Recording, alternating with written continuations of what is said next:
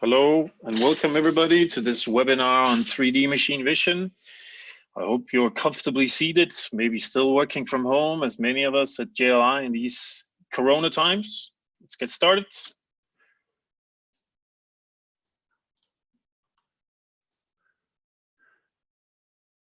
Please get comfortable with a cup of warm tea, coffee, lean back and enjoy. My name is Henrik Birk. I'm the sales manager at JLI Vision. I've been with JLI for the past almost 25 years. Yes, actually my entire work career. My background is a master's degree from a local Danish university within computer vision and image analysis. So I should know a thing or two about 3D. At JLI, I started out as a systems developer, but the last many years, my focus has been on technical sales. Today, I'll be talking about 3D machine vision inspection in general. Why is it important to you, you may ask? Because these 3D technologies represent new possibilities to solve more advanced quality control tasks. The outline of the webinar will be first a brief introduction to JLI and what we do, then an overview of current 3D technologies available.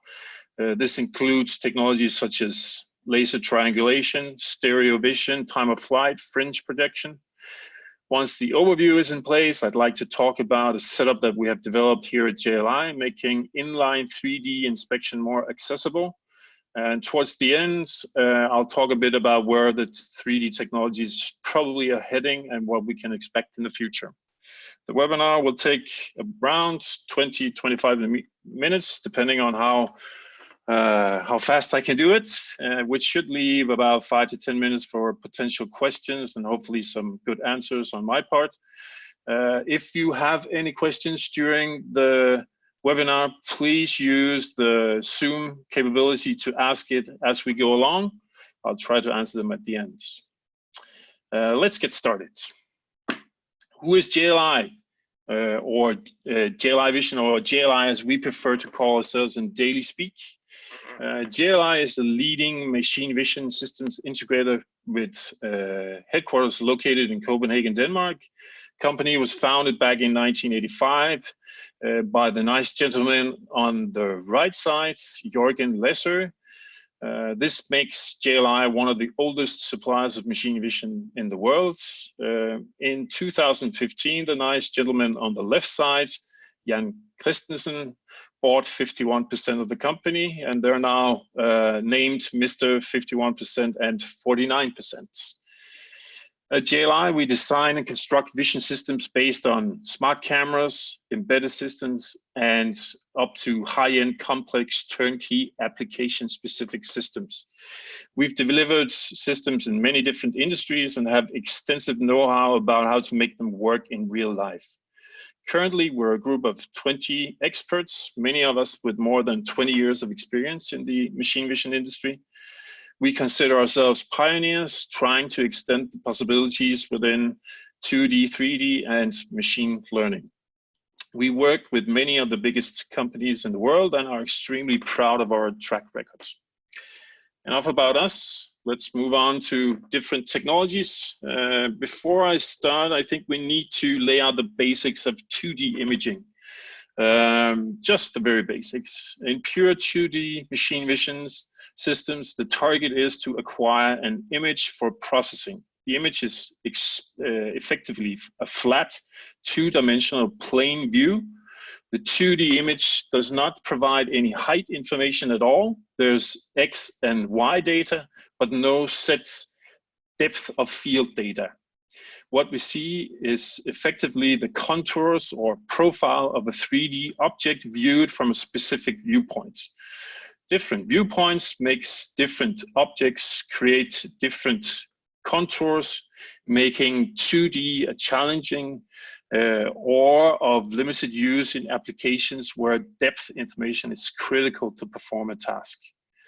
There are a number of different cameras available to obtain the 2D images. You can use matrix cameras, line scan, spectral cameras. Illumination is a big part, important role in trying to maximize the contrast in a 2D image. So mastering illumination becomes an integral part in designing a system. There are numerous different illumination types available: backlight, dome, dark field, collimated strobe line.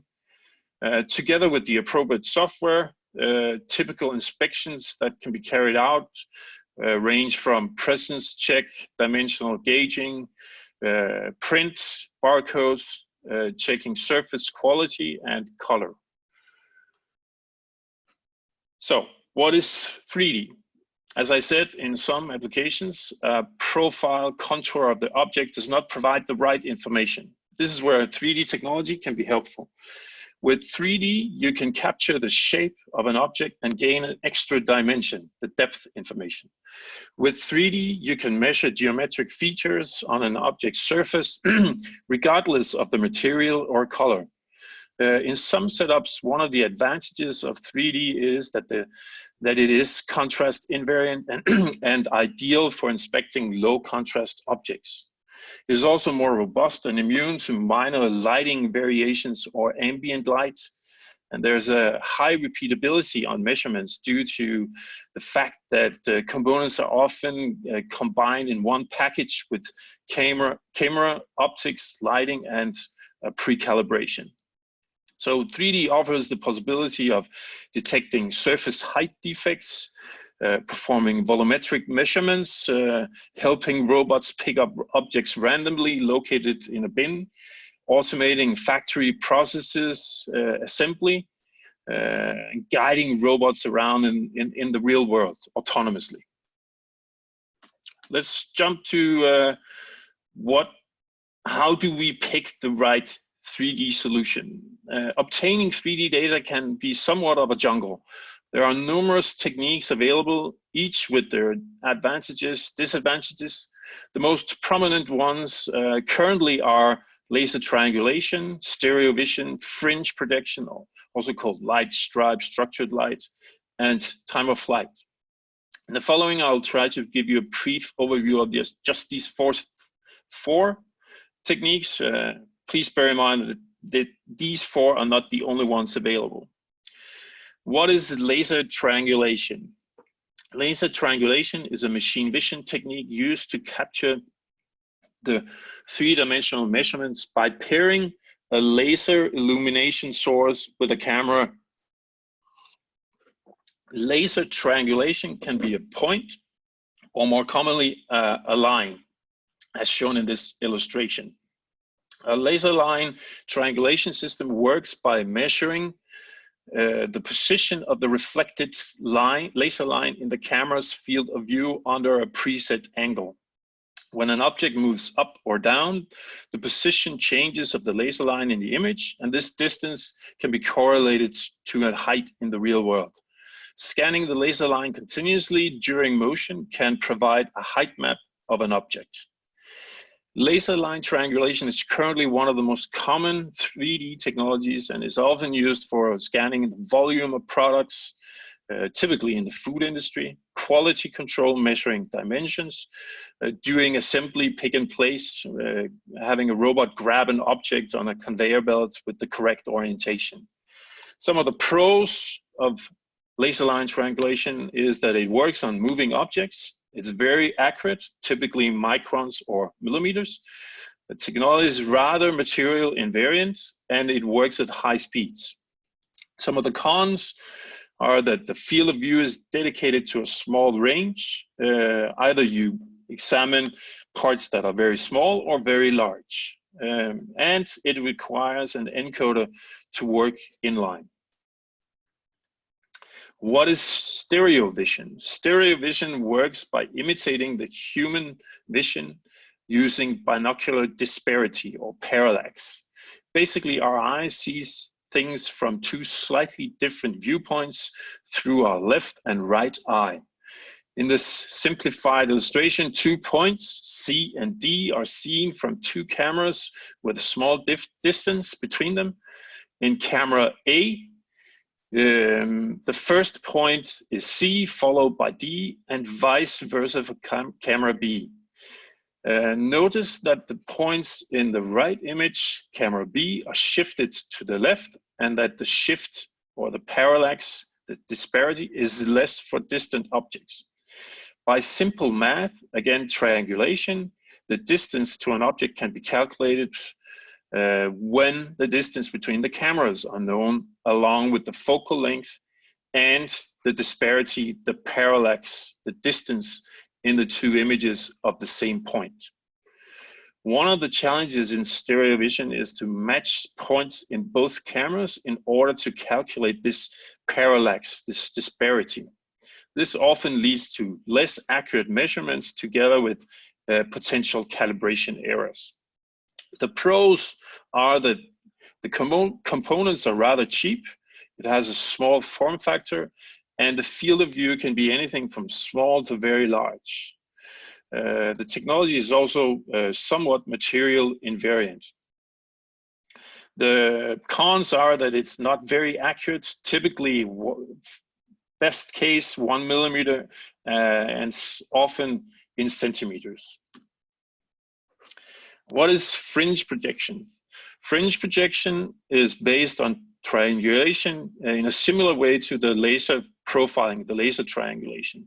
However, the whole surface of the sample is acquired at once by projecting striped pattern to the surface and recording the resulting images by a camera perpendicular to the surface.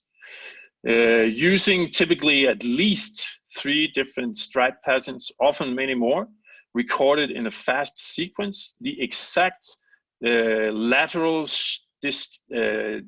displacement of the stripes can be determined, and you can gain a 3D map of the surface. It is, let's say, an advanced version of the laser triangulation. One of the advantages is that it can be used with different wavelengths applied so that they suit the surface material of the objects. One of the disadvantages are that it only works on stationary objects and may require a processing time of several seconds depending on the number of patterns that you project. The number of patterns is also directly related to the accuracy. More cameras can be added to deal with occlusions and external light, stray light. The pros are that it is very accurate, typically down to microns, on a small field of view of, for example, a few centimeters. The cons are that the scanning speeds, the snapshots are slow, just below 1 second, best case, to several seconds often. The field of view is also dedicated to a small range. What is time of flight? Time of flight is a method for measuring the distance between a sensor and an object based on the time difference between the emission of a signal, a light, and its return to the sensor after being reflected by the object. Various types of signals can be used with the time of flight principle, the most common being sound or light. By using infrared light, we can ensure that less signal disturbance and easier distinction from natural ambient light result in the highest performance, giving us exact measurements. Some of the pros for time of flight is that, again, the components are very cheap. It has a small form factor. The technology is material invariant. The light will bounce off any object, especially IR. The field of view can be anything from small to very large, typically up to 13 meters. The cons is that it's not very accurate. Typically, the best case is plus minus 1 centimeter. So, having gone through all the different techniques, this is just to provide you with a conclusion, a technology comparison of the most important requirements: accuracy, speed, field of view, material, moving parts, form factor. To put it short, If the part is moving and you want accuracy, you should go with laser triangulation. If the part is stationary and you require very accurate measurements, use fringe projection. If the part is moving or static with large field of view, you should either go with stereo vision or time of flight.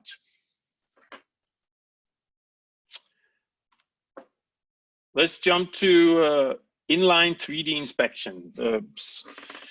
At JLI, as we saw in the previous slide, there's really no option to measure objects in motion from multiple angles. Most of the technologies only provide depth info based on camera views from one angle. This is one of the challenges that we have faced at JLI. We want that 3D measurements from multiple sides to actually gain a model of the entire object on a conveyor line.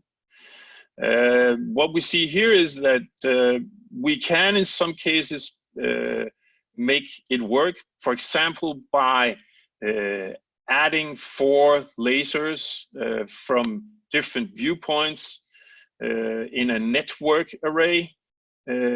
Each of them would be, in this case, examining a tree log. They would cover approximately a quarter of the log each. You would calibrate them together, and then you get a complete surface, and you can start measuring diameters on the log, for example. Currently, there are no solution for inline if you want to also inspect the front. For example, if you have a brick, if you want to examine the front or the back, there's no position right now where we can set up cameras and do that. So we worked on that at JLI, and we've introduced a new method that can help us do this. Introducing a new 3D principle. It's basically having 2 laser triangulation sensors positioned above, for example, a conveyor belt diagonally. So each of the sensors cover 3 of the sides, simplified by a box here. If the box moves in, first scanner will scan the back and the, just go back, scan the back, the top, and the one side. And the diagonal scanner will do the front, the top, and the opposite side. If you calibrate these together in a setup, very sturdy setup, you can make a unified point out of these 2 scannings to get a model of the object that passes through. So we need at least 2 angles to inspect these 5 sides. We can do it at up to 25 meters per minute. The achievable accuracy depends on the encoder, or how big the objects are. As a rule of thumb, we could probably reach around 1 millimeter on 500 millimeter objects. Footprint of a portal will be approximately 1.5 meters times 1.5 meters times 1.5 meters. Another advantage is that we can combine these portals with 2D imaging, combining the good things that we can achieve from 2D with the good things from 3D. So let's see this principle in action. Here is a short video of the principle in action on what we call hollow bricks. Bricks come in from up here. There's a photocell detecting it. The first scanner is applied, covering the front, the top, and the side. And on the opposite side up here is another scanner that takes care of the 3 other sides.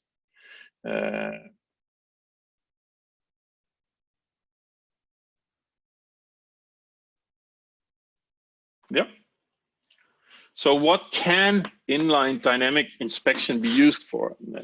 As I said, this is just the first. We used it for Let me just go back, start that animation again.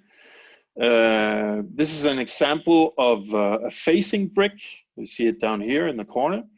It's been passed through the portal, and what you gain is a 3D point cloud that you can measure any dimension in. You can measure the height, you can measure the length, you can measure the width, you can also measure the diagonal, you can measure the angle of two sides, you can measure approximate distances from one side down on the object to the opposite side. You can detect surface defect heights. This has a very uneven top surface, for example. So what we imagine is that this can be used for bricks, it can be used for wooden plates, checking the position of drilled holes, for cardboard boxes before you palletize them. Have they been damaged? Pass them through this portal and we can check all dimensions necessary. So there are some things that you should be aware of for this inline solution. First of all, vibrations. Because the objects pass through the lasers, if you have any vibrations inline, this will affect the accuracy on your measurements. Also temperature, because the two sensors are calibrated together, if it's in an environment where the temperature changes a lot, this will affect the accuracy as well because of the expansion and extraction of metal or aluminum. Not having complete control of the conveyor speeds depends on the accuracy of your encoder. And if there is any movement on the conveyor while the object passes through, this will also affect. You should be aware of dirt, and there are some occlusions that can occur. Let me give you an example here. This is one of the hollow bricks that you saw. If you have like a groove parts on the front, you will have blind spots, occlusions, where you cannot see anything on the object. Let's finalize by just talking briefly about where 3D technologies are heading. Basically, like 2D, we will see higher accuracy, we will see faster processing, we'll see extended field of views, also the possibility of comparing the actual 3D point cloud model with a CAD model, like shown in this illustration, just extracting the tolerances of your object directly from step 5, for example, not having the operator to interact and punch in all the tolerances, but they can be extracted automatically.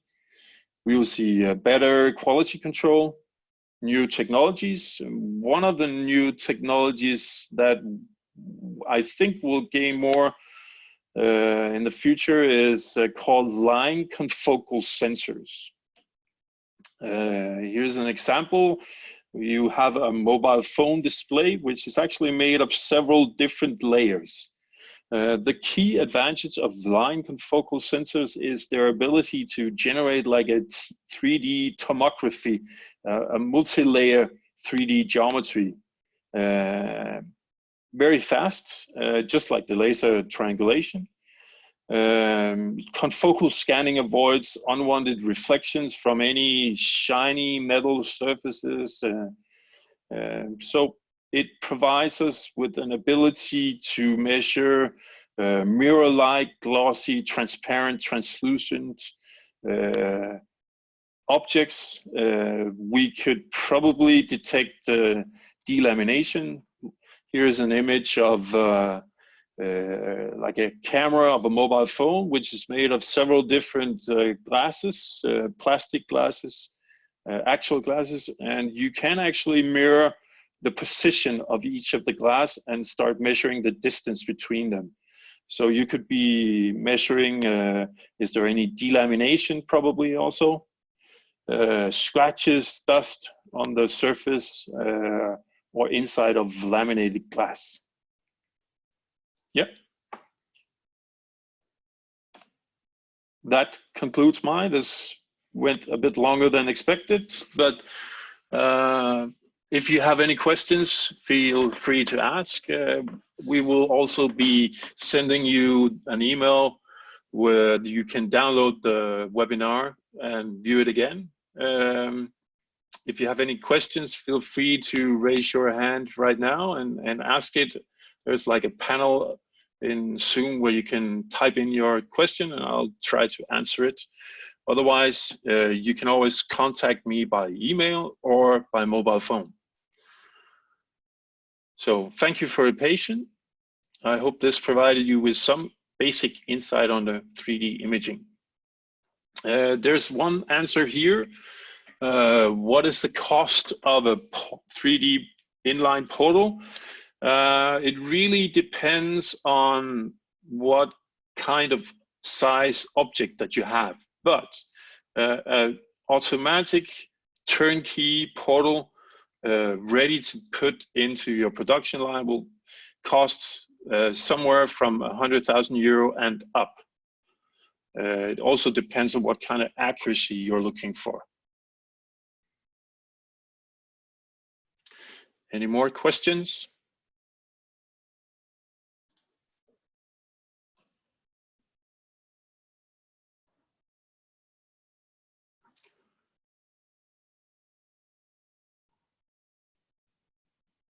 There's one, what about more complex 3D parts like plastic parts larger than 50 centimeters? How many cameras still be used and what technology? It really depends on what kind of plastic part. If it's more complex, you will have to look at whether two cameras, two setups, like the diagonal setup that we have with the portal, whether they are sufficient. Maybe you will need more to cover the surface and the occluding parts. I would still say if you're moving inline in production, laser triangulation is the way to go. If you can do with more stationary, fringe projection would probably be a good way, and then you could have also have a setup where you have robots manipulate the object in front of a fringe projector, gaining the different viewpoints and then gathering all the point clouds in one unified point cloud at the end. Here's another one. What are the temperature environment conditions the portal can work safely in? I would say what you can do is to try and compensate for any temperature changes by measuring the temperature, and then you could sort of calibrate, because we know the material that the portal is made of, so we can compensate for any temperature changes. But the portal will work in normal temperature range from, let's say, from 15 degrees to 25 degrees without problem. But if you're sometimes, for example, brick manufacturing, you're doing it in large factory facilities where there's not really any isolation during winter, so it can become quite cold in the production. Then you have to think about it. Here's another one. Is there some easy integration of cameras with robots sending coordinates, bin picking? What is the average cost for such a camera, 3D? I would say yes, there is an easy integration. Some robot manufacturers actually work together with some of these 3D sensor manufacturers and provide an easy integration. For example, the Canadian company LMI have integrated one of their snapshot, one of their fringe projectors together with a UR robot, for example, and provided software that will allow you to easily integrate this and use depth information in connection with the robot, and use it for bin picking as well.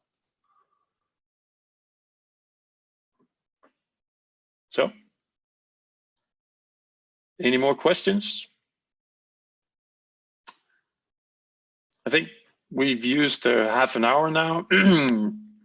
I'd like to thank you again for your patience, and I hope you gained something. Please contact me by email or mobile phone if you have any additional questions or something pop up at a later point. Thank you all. Stay safe and healthy in these times, and have a great day.